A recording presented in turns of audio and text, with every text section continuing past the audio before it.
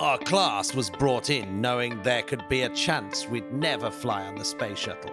Prior to accepting, they called and said, "Are you still interested, knowing you may never fly in space?" The Interplanetary Podcast. The exploration of space for the benefit of all humankind. Your hosts in England, George and Matthew Russell.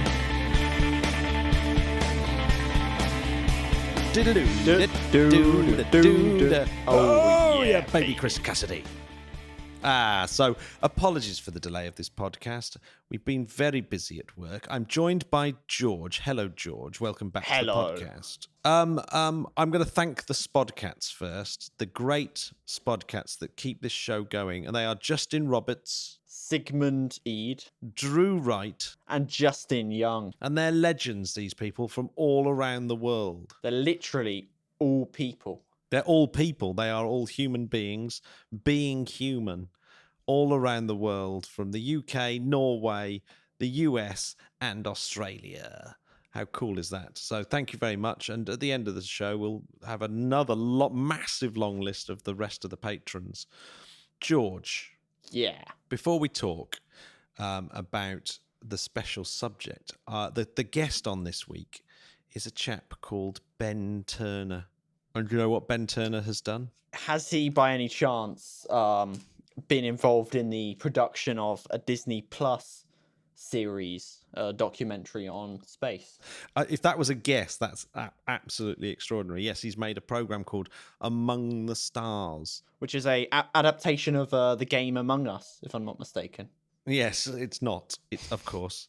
It's following Chris Cassidy, a documentary following Chris Cassidy, the highly decorated astronaut, as he does things like repair the AMS. Now, do you know what the AMS is, George? Is the alpha magnetic spectrometer. Oh my God, it only is. So he actually repairs the AMS-02. The AMS-01, of course, used to be on the MIR. On the Mir. I don't think it was ever attached to the Mir. It was actually inside the bay of Endeavour, the Space Shuttle Endeavour, STS-134. No, STS... Oh, which one was it? STS-91, I think. In 1998, they flew a kind of test version of the AMS, a prototype. And all it did was measure the flux ratio of anti-helium to helium to establish an upper limit. Just in case you ever wanted to know that. Yeah, well, I think for scientists did really want to know that, because this thing ain't cheap, by the way. It involves a lot of people. You literally have to put it in space. The AMS that's up there at the moment that Chris Cassidy was fixing is designed, it's not designed, obviously instrumentation is designed by very clever engineers, but it's the principal investigator is a guy called Samuel Ting, who has won a Nobel Prize. So this guy is apparently this is like a labor of love to try and figure out what the heck all this dark stuff is, like dark matter and dark energy and stuff. So it measures things like antimatter particles in cosmic rays. Wow. And it's to try and so it's trying to understand how the universe formed, basically. So it's an amazing science experiment that hardly ever gets talked about. So this AMS is attached to the outside of the International Space Station. Now, do you know why it's attached to the outside of the International Space Station? Because it doesn't work on the inside. Well, okay. So it doesn't work on the inside, but I mean, why, for example, would it not be flying on its own spacecraft like a lot of other things do? Does it need to be maintained and repaired by humans? Yeah, I suppose that is one reason why it might be on the outside of the International Space Station, but also it takes a lot of power as well. This thing is really power hungry.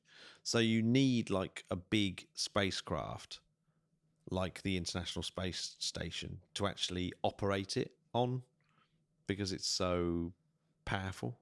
How much power then is excess on the International Space Station? Well, I don't suppose they've got excess power, but it's obviously they divvy it up very meaningfully amongst all the different, all the different experiments that are going on and life support systems and stuff like that. Yeah. So that's why it was designed to be installed on the outside of the ISS. Pretty sick. Yeah, so guess how many people are involved in this AMS? Something like 8.10 to the 12 people. 8.10 to the 12. No, that's far too many. It's actually, and it's a weird way of expressing the number of people involved on a project, if you don't mind me saying. It's it's 500 scientists from 56 institutions and 16 countries have been involved in this instrument. Yeah, it's a lot of people. It's the most sophisticated particle detector ever sent to space, is what it's called. And it's much more expensive than its ground-based counterparts, obviously, because it's got to be, has to be made hardened for space use, and you can't just bung any old thing up in space. Like a car, for example. You could bung a car up in space, but Elon Musk's Tesla has probably stopped working due to radiation damage by now. But it'd be interesting to see the state of it by the time. I bet the LED screen doesn't work anymore, the touch screen. Yeah. I bet that's been bashed to bits by the very thing that AMS detects in actual fact, which is cosmic rays. There's an interesting story about cosmic rays and space. On the space shuttle, they have 4 identical computers that run the same code and same everything. And they have one computer that just says, of the 4, which one is wrong, basically, at any given point, and then to ignore that as an outlier. And the reason it has had this is because these computers were being hit constantly with cosmic rays, which meant that the bits within them would be flipped occasionally. And the computer logged like hundreds of accounts of this happening. So if they only had one computer, it would just crash. If you had a normal computer, where you were expecting a 0 or a 1, you'd get the other way round, and then obviously the whole sentence that's being conveyed makes no sense, and then suddenly the computer goes, I don't know what's happening anymore. There have been cases of computer voting where bits have been flipped. So if somebody was going to have like 1 vote, they could end up having 1024 votes because of a bit flip. When did this happen? I don't know. This did actually happen. I don't know much about this, but it has actually happened in I think Norway or I don't know, someplace at some point. Wow. Well, this AMS2 has got a cryogenic superconducting magnet system as well in there, so this thing is not messing around. It's a very expensive program, $33 million. But they actually think that by the time they finished it, it's more like 2 billion. Right. So it's funny, isn't it? It's an experiment that's not talked about that much, but it was it's developed by CERN in Switzerland, and then shipped over to ESTEC. And I've got a lot of ESTEC interviews coming up soon, including by the director of ESTEC, which is probably next week. Shipped to ESTEC for testing in 2010.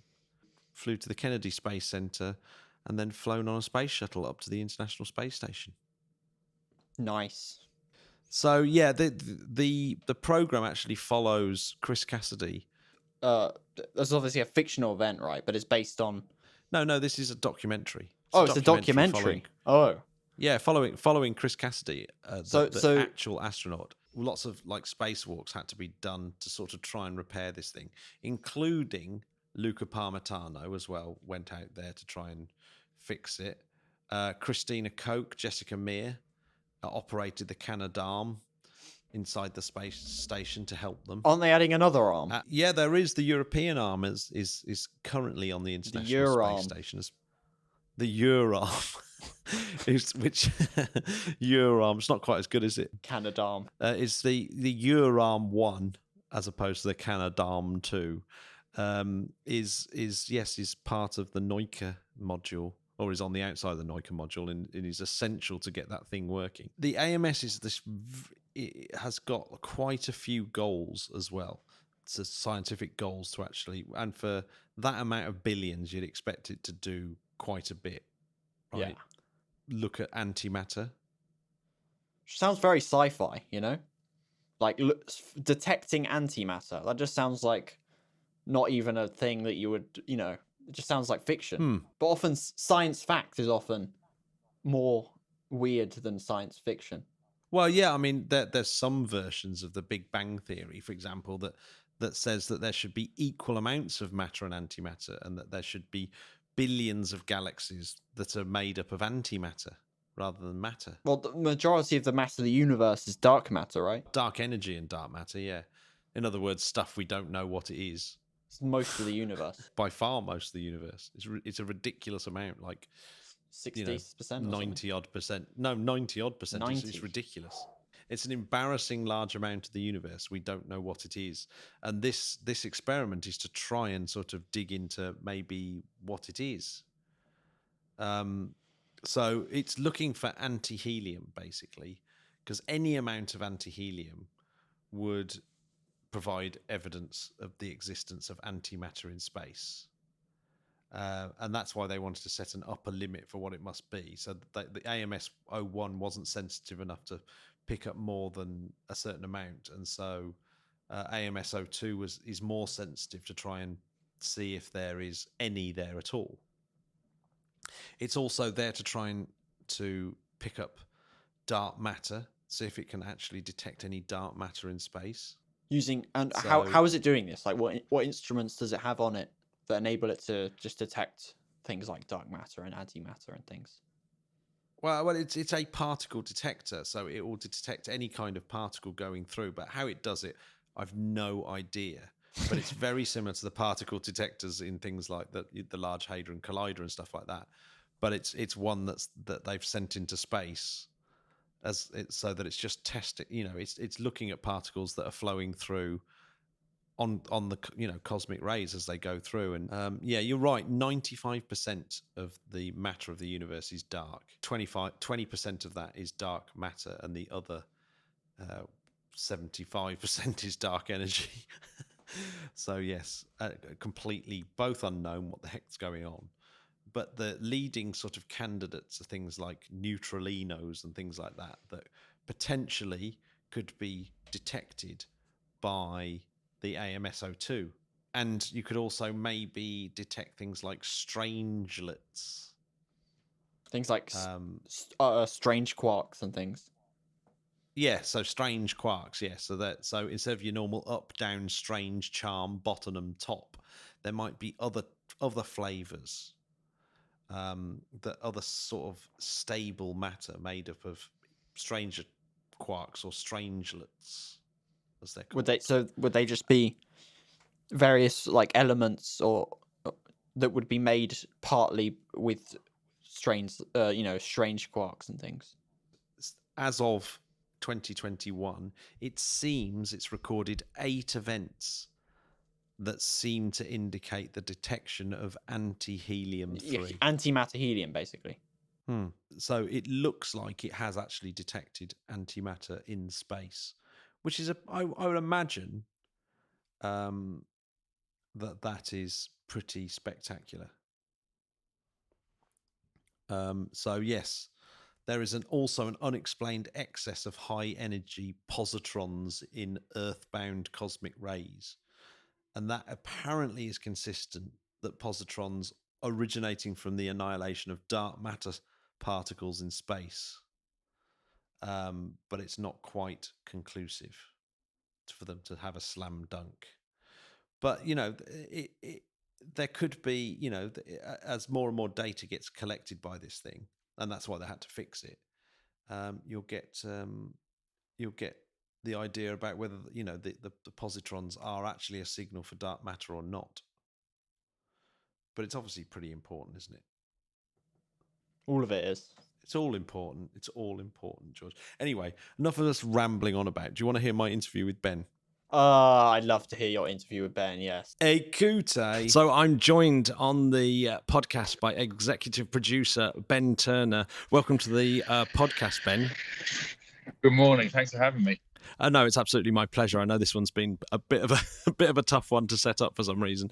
Well, we got you on the podcast because you've made a new Disney Plus series. Can you tell us a little bit about it as a space-related one, I should say? Yeah, absolutely. It's a pleasure for me to talk about the show. Everyone who I know is sick to death of me talking about it because I've been so obsessed by this for such a long time. I would have loved nothing more than to have been an astronaut myself, like so many kids. It turned out that wasn't where my talents lay. But I've had this, been lucky enough to have a decent career as a filmmaker, and over the years have realized as a documentary filmmaker I get to spend time and hopefully tell the stories of people and places that I love. So there's nothing that I've ever loved more than NASA or wanted to get closer to. And after kind of figuring out over about 10 or 15 years how I could get in there, including making a music video for One Direction as my first point of entry. Oh, wow. I finally managed, through a slightly bizarre twist of fate. One of my partners is James Corden.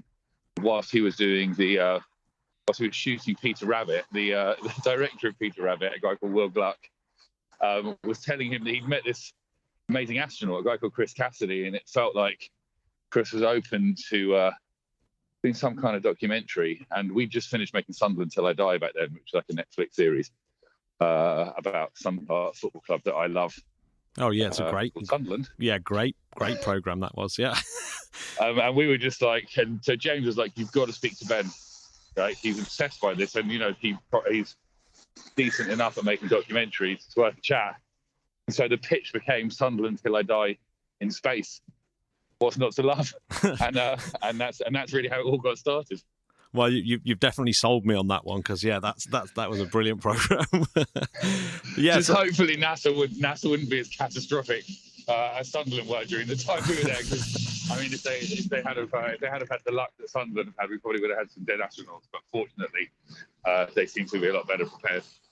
Yeah. So your documentary follows Chris Cassidy. Can you give us a little bit of a background for Chris, because he's a pretty decorated astronaut, isn't he? He's pretty amazing. Yeah, he's a decorated Navy SEAL. When I first met him, they said I was basically told that he can't. Like most of these guys, they're not really going to talk too much about what they did. But he was sent to Afghanistan on September the 12th. If that gives you a sense of like who he was in the military. I don't know if he was exactly September the 12th, but he did a tour out there. And then sort of went on to become an astronaut. But he's an amazing guy. Very, very. I mean, actually, most of the astronauts that I met are incredibly down to earth, lovely, and incredibly capable, and a great joy to work with. Because if they say they're going to do something, they do it, and they get there early to do it, and they do it brilliantly. So and you're relying on in these kind of documentaries, you're relying on a lot of goodwill and buy-in from the people you're working with. And so he was just really amazing. And by him taking us in there, I mean, you see it. We use that also as a device in the series, that he's the guy who kind of takes you into NASA and opens the doors. We try to make it not just the Chris Cassidy story, because one of the things we noticed also was just that all astronauts will tell you they're just the tip of the iceberg. So one of the things that makes sports documentaries so amazing, or so not easy to make, but that make the sports team so good for this kind of documentary, is every week they play a game and your characters succeed or fail in a very binary way, right? They either win or lose, and so you can move the drama on quite in quite a kind of regular and understandable fashion. And so we were thinking about how to take that model over into NASA when there's only one mission, or there's a spacewalk. So we knew we'd have an amazing denouement, but we weren't sure along the way. We kind of quickly realized once we went in with Chris that, and there was this thing about the astronauts being the tip of the iceberg, that in the iceberg is where the drama is, because there's like a bunch of people getting the mission ready, and there's literally no room for failure, because people, it is a genuine life or death drama. there's people in all different rooms all around there who are like, oh my God, if I don't get this done by Wednesday, we're screwed. It's a $2 billion experiment. And that's a lot of pressure. And so a lot of drama to deal with. So there's a very long way of saying that it was amazing to meet Chris, and he took us into NASA. And once the doors opened, it was just everything I hoped it would be, and just amazing characters and an amazing story. So how long were you shooting the documentary for, and over what period? Well, we shot it for, probably shooting for around 2 years or so. I mean, it was getting it pitched. Took a while. Disney were amazing, but they're a big organization, so sort of getting. I mean, you can imagine trying to get the legal departments of Disney and NASA aligned was a hell of a thing to try and pull off, and took a while. So we were actually kind of shooting it really before it was commissioned properly, because the mission's going. They're not going to delay their launch for me. It was kind of a bit sort of edgy to some of it. And I remember the guy who commissioned it, who was a Disney Plus analyst, a guy called Dan Silver, had said to me, when I sort of explained to him that we were quite deeply in the hole with stuff we paid to shoot, he basically just said, "Look, trust me, I'll make sure it comes, that it turns out okay." And I was like, okay. I don't know him that well, but I really just wanted to do it so much that I did, and they came through. But then we ended up shooting a lot of it just pre-COVID, and then the COVID thing was really changed the way it had to be made. Obviously, because NASA's a government agency, they can't really bend the rules for you to go in and shoot anyway. So and I'd been really concerned about how we were going to capture the stuff in space, because like no matter how many times I begged, they wouldn't let me go. So I was kind of relying on Chris to do it himself, which really did work out. But then actually that became the easiest part, and trying to film anything on Earth was basically impossible. What was the very first part of the mission that you were filming when you first started? Well, the first shoot I ever managed to do was in Aachen in Germany, which is where they built the tools for AMS, and it was actually, and they had a big meeting of the whole team, and they sort of discussed where they were up to. Probably about 2 years ago. And it was fortunate for me actually that they were doing so much there, because obviously at that point in time, quite easy to go over to Germany and just shoot, and I had some friends there, so that helped the kind of shoestring nature of it. Rather than have to go into, all the way to Houston, essentially, which is a much more expensive flight. But the international nature was also a great sort of bonus, because I think also in these shows you want to be able to cut through a few different precincts. It keeps it keeps the interest going. And when they were doing the final spacewalks, in episode 4. There's we were cutting between Japan, Geneva, Houston, space. It was just bonkers. Yeah. Did that surprise you? Did that surprise you just how international the effort is? Obviously it's the International Space Station, but did it surprise you just how international that was? Well, to an extent, I'm not sure surprised is the right word, but I was delighted by it, as I say, because the extra precincts really help. Disney Plus is an international platform, so it was good for them. And also, we were making this at a time when there was it's not that much better now, but it was particularly bad then with Trump and everything, and everything just felt really nasty and awful. And it was just so, there was a real kind of, it was, to be honest, it was great for the show, but just for me, sitting in my bedroom through lockdown, just watching the news with horror, it was pretty amazing to be involved with, at the same time, this example of how people can be amazing and collaborate and do cool stuff. And I do hope that comes through in the show, because I think that quite important it's important that we sort of look the problems in the eyes, but it's also important to remember that people can be totally amazing and do amazing things. And I think also we get better if we've got a mission, basically. You know what I mean?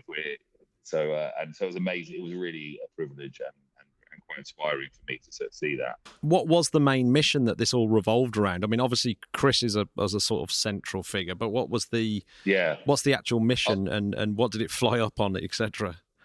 Yeah, totally. Well, the mission was the mission was kind of, the more I looked at it, the more amazing it was. I mean, I would have done this for anything.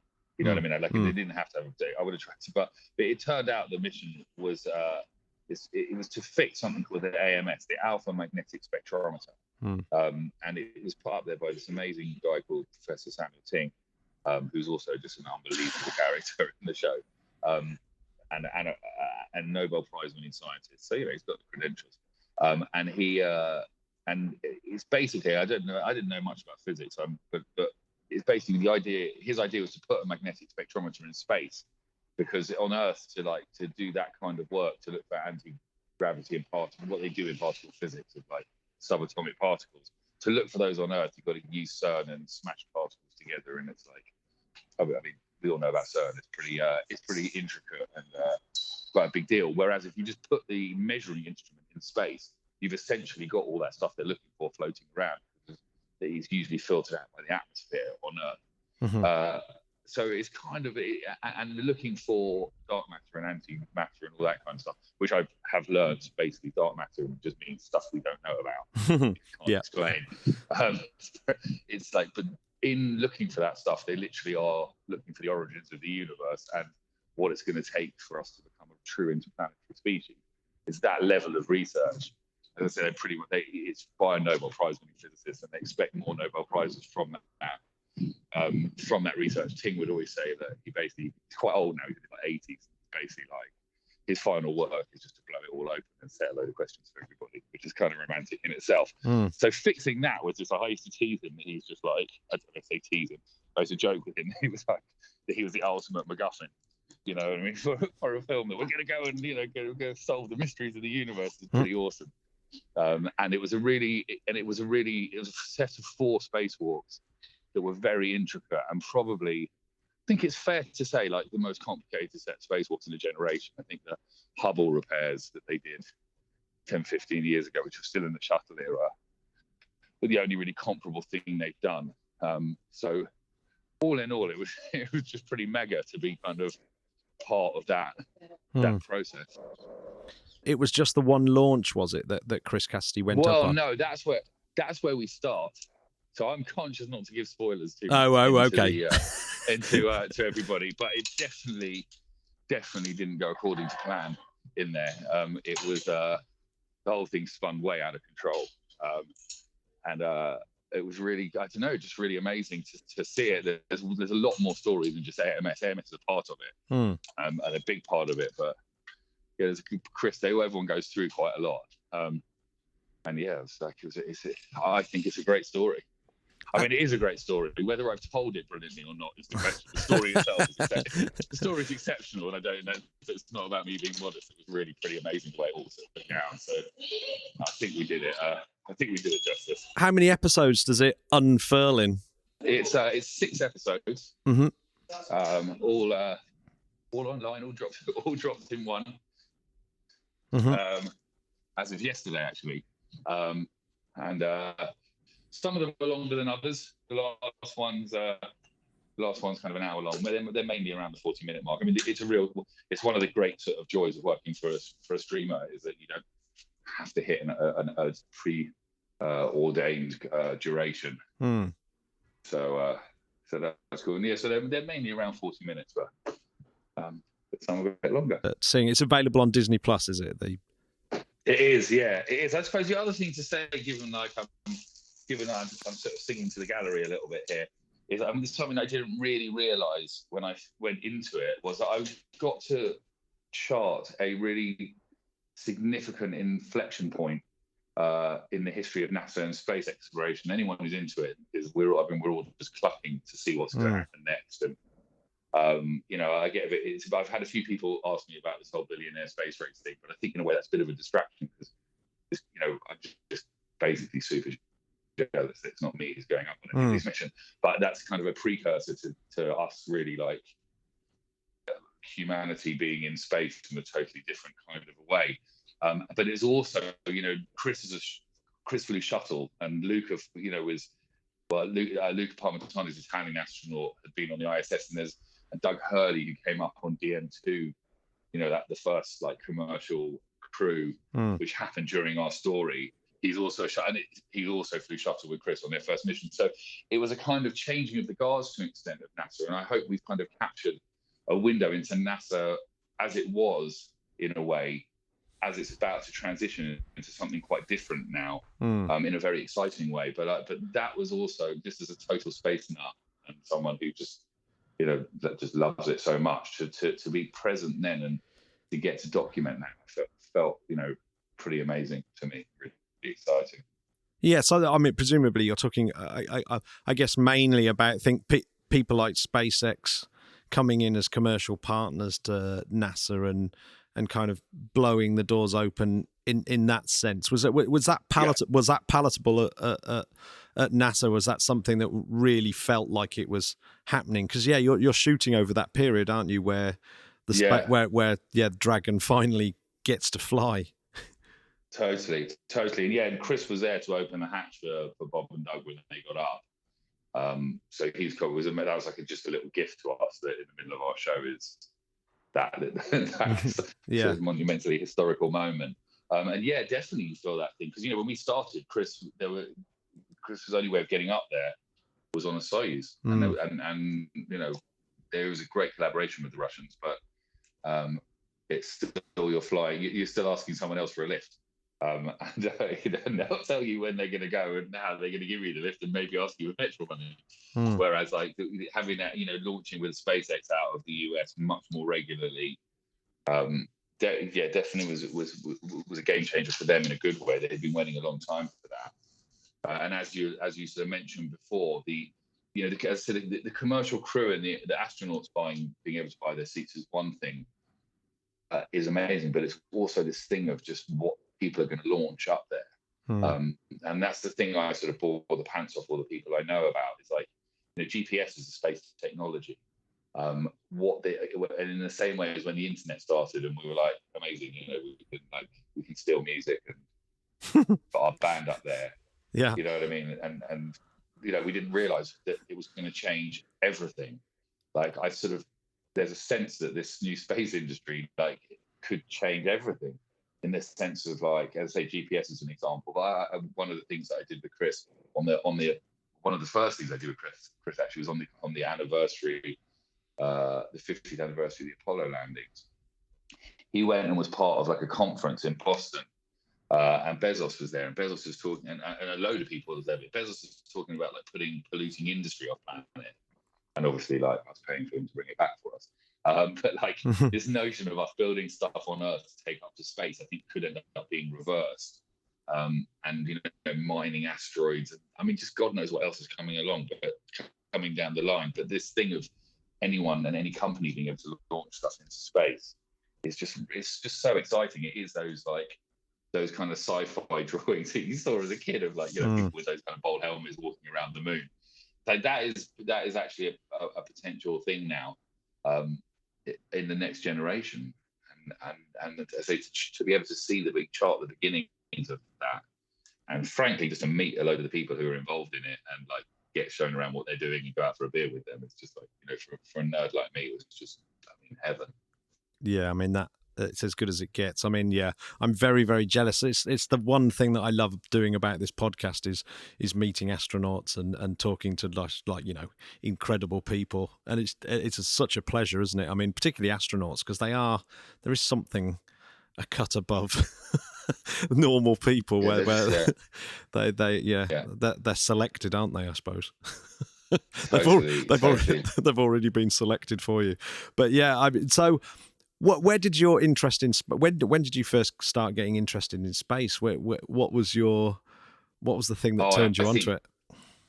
I don't know. I mean, I think I've always captured my imagination from being a kid. I mean, I just pictures of me. I've got like homemade spacesuits, and I had a little like space shuttle kind of pedal thing that I could sit on.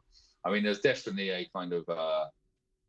I think you remember there was a book a little while ago called I think it was called In the Shadow of the Moon, which was about the Apollo. Do you remember? Yeah. It's a great book. Yeah. And that really kind of reinvigorated it from a kind of storytelling perspective, for me. And then there's a documentary For All Mankind, which was made quite a bit before then. Not the Apple series, but which is, I think, one. If I do sometimes get asked what my sort of favorite documentaries are, and I think that really is like a masterpiece. The way in which you don't see which of the astronauts are talking, and you get this sense of like, you watch this incredible archive and you get this sense of like what it was like to walk on the moon. It's just like there was definitely a period around reading that book. Oh, and it was also In the Shadow of the Moon. Do you remember there was there's also a documentary. But and then they had a series also that was like an HBO series from the Earth. There was a kind of moment around that time, probably 10 or 15 years ago, where it came back a bit, those stories, and I think that kind of reinvigorated me in a sense of like, wow, I'd love to get involved in telling these stories. And then as I just started pitching non-stop. The One Direction thing is funny because we did a lot of their videos and commercials, and documentaries and stuff. We were kind of we became a bit of a production partner for them, and there was a moment where we'd done so much, it was like, well, what are we going to do next? We basically realized that like they could open any door for us because they were so huge. So we were like, what kind of so we remember having a conversation, like, where would we like to go? And I was like, we have to try and get into NASA. And so they had this song Drag Me Down, that was that they was like, you've got any ideas for a music video for? And I remember sitting there being like, hang on a minute, that sounds like Drag Me Down sounds like the opposite of launching to space, right? So we approached NASA on the back of that, and they let us in, and the video did really well. I mean, it's currently got almost 1 billion hits on YouTube, so that's probably more to do with the fact that people love the band than I was going to say anything One Direction, it's massive. You get a baseline of like 50 million hits on the first day, because anything you ever spoke about after that, about things going viral, you just it's a different kind of universe. Even Carpool, we make Carpool Karaoke, but even that, like, that gets lots and lots of hits, but nothing ever flows like that One Direction stuff did. But it did open the door. And actually, at the time we shot that, took quite some time.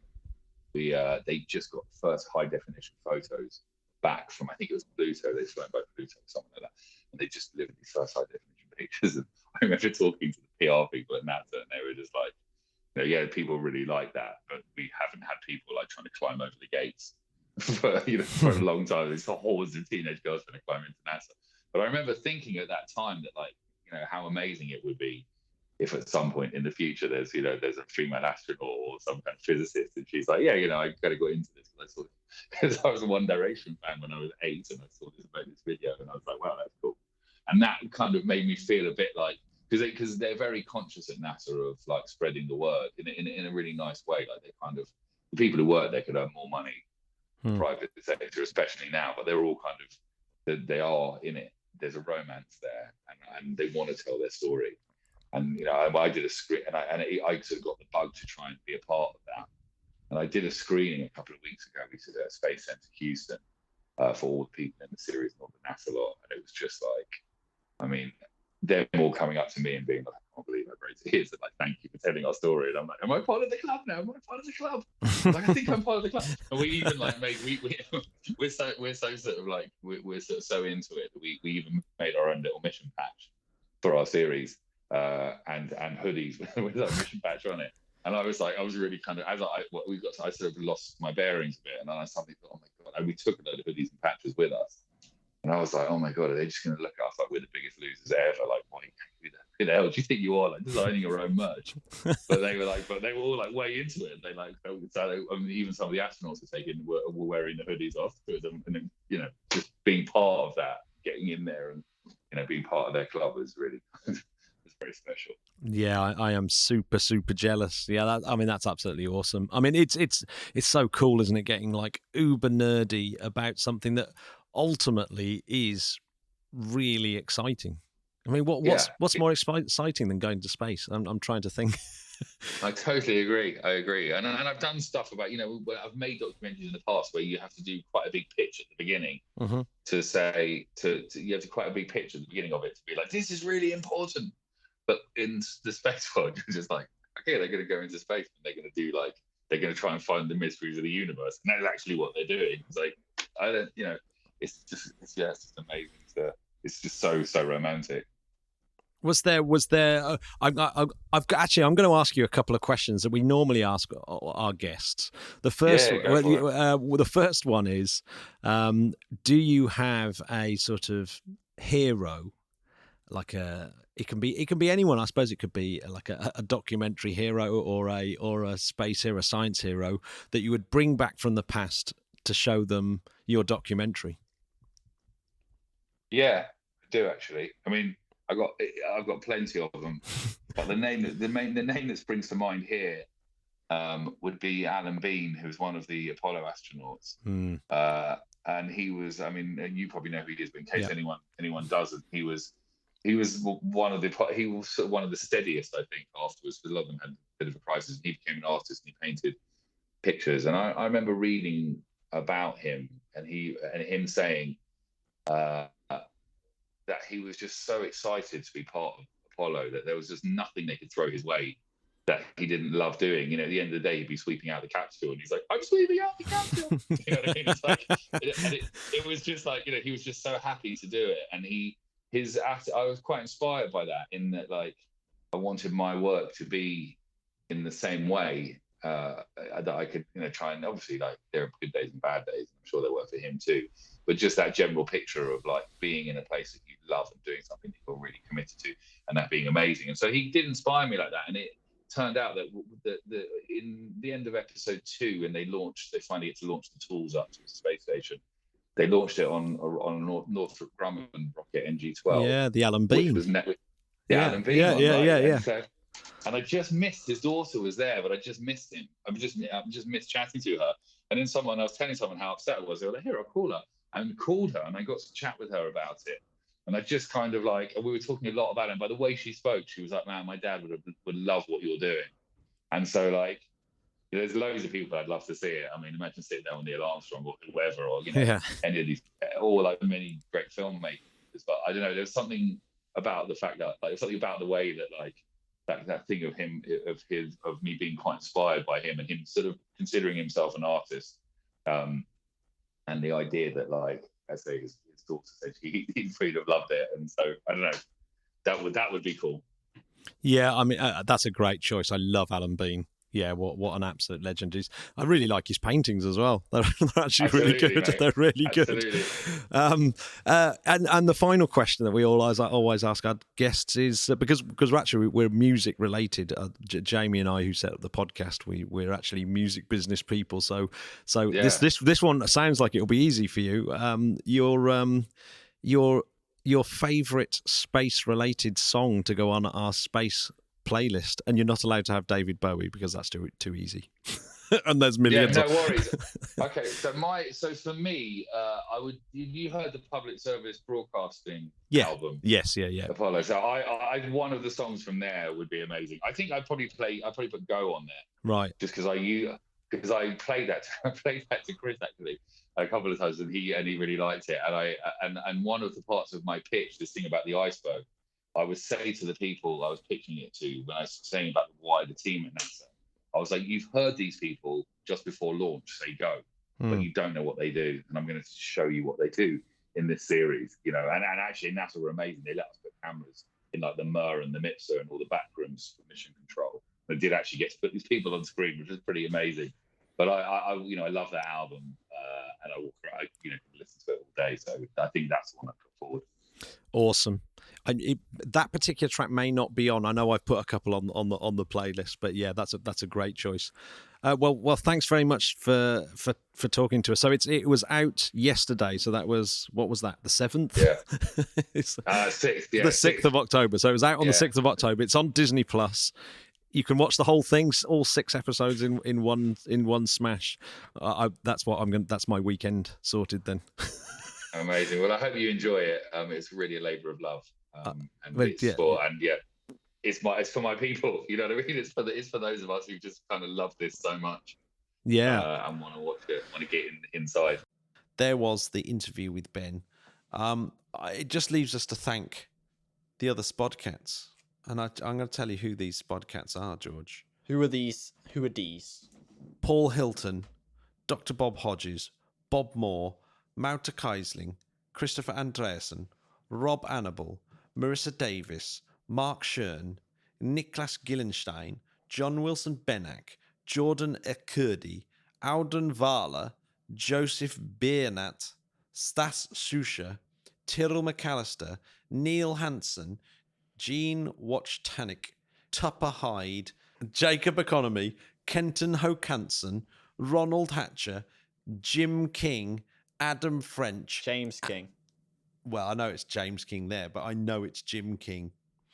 Adam French, Al Broom, Steve Croucher, Mark Kelly, and Jenna Tiwana. Thank you very much, because without your support, this podcast would be finito, or at least incredibly hard to do. But thank you very much, everyone. And George, where do people go to look at the show notes and things like that? Probably somewhere like www.interplanetary.org.uk. Correct. And if you want to become a patron, you can go to patreon.com//interplanetary. That's right. That's exactly right. Patreon.com/interplanetary. George, what are you doing this week? I am, other than school, I'm making a short film. It's based on Isaac Asimov's The Last Question. That is very exciting, and I shall be just lecturing. I'll be at school too. So that's it, really. Hopefully, I'll be finishing off some interviews we did at STech with Julio as well. So some people may have seen those live, some may not have. So that they'll be released over the next few weeks. Thank you for listening, Spudcats. Bye bye. Goodbye.